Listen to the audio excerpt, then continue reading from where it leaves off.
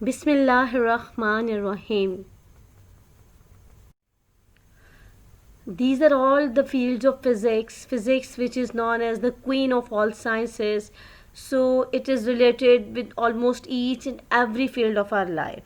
So very interesting branch of science in which we discuss a lot of things, and with the help of physics, so many other works and so many other disciplines, are able to give us the benefits and their fruits.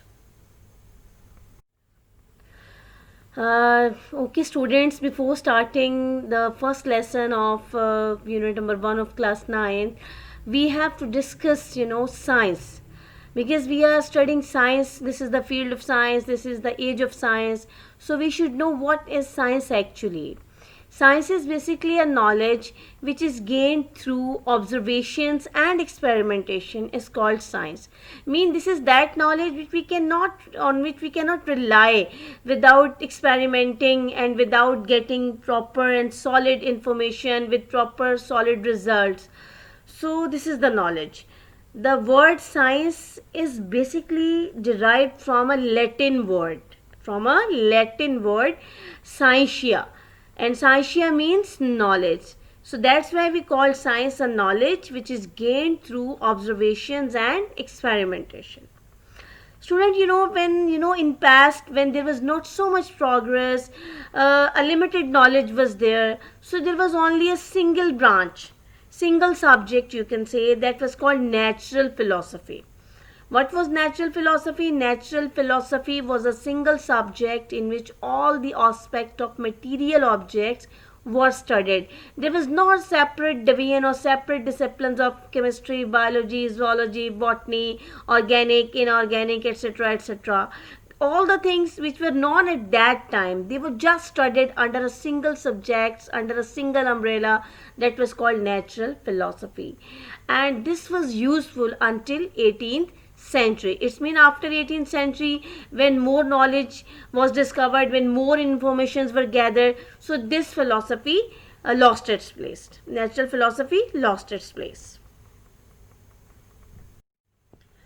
Now after 18th century, when 19th century started, so the knowledge which was gained at that time, that was divided into five distinct disciplines. How many disciplines? Five distinct disciplines, which were physics, chemistry, astronomy, geology, and meteorology.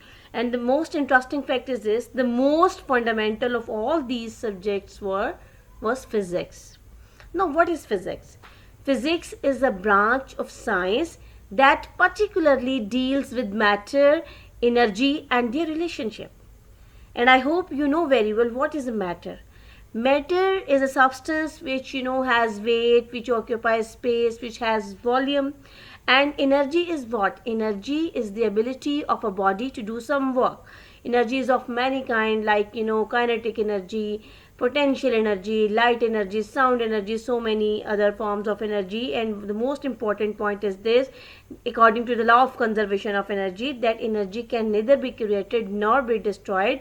It just changes its shape from one shape to another. So what physics? Physics is a branch of science that deals with matter, energy, and their mutual relationship. Now, what is the importance of physics? Why I have told you, and why it has been written that the most fundamental of those subjects was physics? Because the laws and principles of physics help us to understand nature. Students, laws, whatever the law, there are so many laws in physics. Laws always describe nature, because nature cannot be falsified. That's why physics is very much important, because it describes nature and the rules of nature, the phenomena of nature. With the help of this knowledge, we have made our lives much easier, much comfortable as compared to the previous time. Now, after getting the knowledge about science and physics, we have to see its advantages, which we are, getting the benefits of physics in these days. What are those? Students, you should remember that the rapid progress in science during the recent years has become possible due to the discoveries and inventions in the field of physics. All the technologies are the applications of scientific principles, and most of the technologies of our modern society throughout the world are related to physics. You have seen commonly pulleys. Pulleys have made our work much easy to lift heavy loads. And electricity, we cannot survive without electricity. This is the age of electricity. So many facilities we are getting with the help of electricity, like ACs and other so many comfortable, luxuries we can gain with the help of electricity. Electricity is used not only to get heat and light, but also mechanical energy that drives fans and electric motors. Consider the means of transportation such as car and aeroplanes, domestic appliances such as air conditioners, refrigerators, vacuum cleaners, washing machines, and microwave ovens, etc. Similarly, the means of communication such as radio, TV, telephone, and computer are the result of applications of physics. These devices have made our lives much easier, faster, and more comfortable than the past. For example, think of what a mobile phone smaller than our palm can do. A mobile phone allows us to contact people anywhere in the world and to get latest worldwide information. Not only this, we can also take and save pictures, send and receive messages of our friends. We can also receive radio transmission and can use it as a calculator as well. Now we have to see some drawbacks of science and physics. No doubt physics has changed our life very much as compared to previous centuries. But with the progress and all the benefits, it has some drawbacks. It has caused harms and destruction of serious nature, one of which is the environmental pollution and the other is the deadly weapons. The next topic is physical quantities. Physics is the science of measurements, you can say as well. So we have to deal with a lot of quantities which are confined to our lives as well. For example, our dress, our house, so many other things with which we have to be very careful about their measurements. You know very well you cannot wear your father and mother dress because you have your proper measurement and they have their proper measurement. So all the measurable quantities are called physical quantities. Such as length, mass, time and temperature, etc.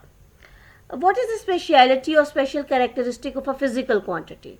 Student, you must have to remember this point, that every physical quantity possesses at least two characteristics in common.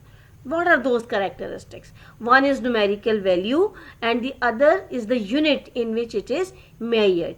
For example, if I say that the length of this room is 20 meter. The length of this room is 20 meter. So 20 is what? 20 is its numerical value and meter is the unit in which it has been measured. After knowing the definition of physical quantities, we have to see their types. Physical quantities are of two types. One is the base quantities and the other is the derived quantities. Base quantities are those quantities on the basis of which other quantities are expressed. They are basically 7 in number. Example is length, mass, time, electric current, temperature, intensity of light and the amount of a substance. These quantities have been mentioned in System International actually, which are worldwide used. The second type is derived quantities, and these are those quantities that are expressed in terms of base quantities. That's why they are called derived quantities. For example, area, volume, speed, force, work, energy, power, electric charge, electric potential, etc. For example, area, if I'm telling you about area, so area's formula is length multiplied by breadth. So length is a basic quantity, base quantity, and breadth is, you can also consider in the same way. So when those two quantities will be combined, length multiplied by breadth, so that will become area. It's mean area is a derived quantity.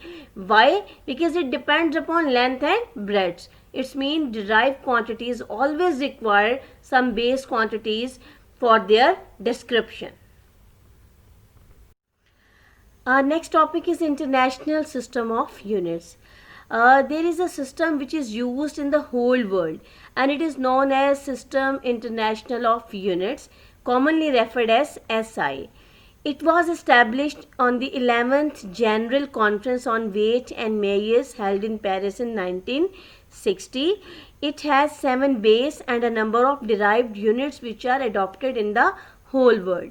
What was the purpose of establishing a system? This system, which is used all over the world. You know that English is an international language. Why it is known as international? Because it has been used all over the world. So there was a need of a system, uniform system, which is uniformly used in the whole world.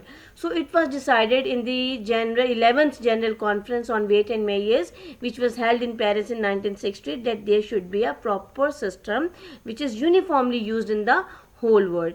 So that system was adopted in that conference, and till that time, right now, that has been used in the whole world. Now, after the discussion of base and derived quantities in System International, we have to discuss now what are base and derived units. Base units are those units that describe base quantities.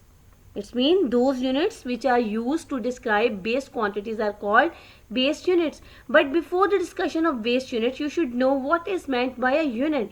Unit means one. It is a standard with which we make comparison of other things, like of other quantities, how much a quantity is bigger or smaller than a standard quantity. Standard quantity is a properly measured. It is a standard made by System International. So those units which describe base quantities or which are used to measure base quantities, they are called base units, and their number is 7. In table you can see the quantities are mentioned: length, mass, time, electric current, luminous intensity or intensity of light, temperature, amount of a substance. Their unit is mentioned, like length is measured in meter and its symbol is L. Mass is measured in kilogram and its symbol is mass. Time is measured in second and the unit quantity symbol is T. Electric current is measured in ampere and its symbol is I.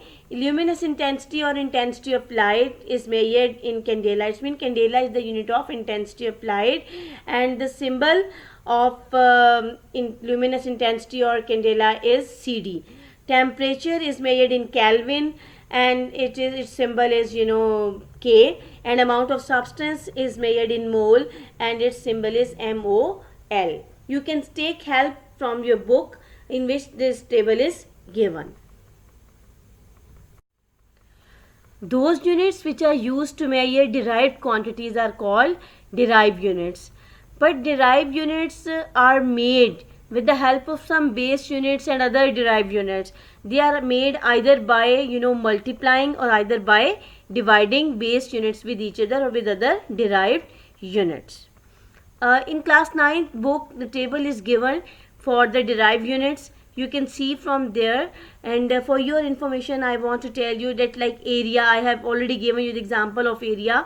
It is a derived quantity and its symbol is A, and its unit is meter square meter. It is represented by m square. Volume is also a derived quantity and its symbol is V, and its unit is cubic meter, mean length multiplied by breadth multiplied by height. So meter multiply meter, it's mean meter cube. So all other quantities are given with their units, with their names and with their symbols as well. You can take help from that.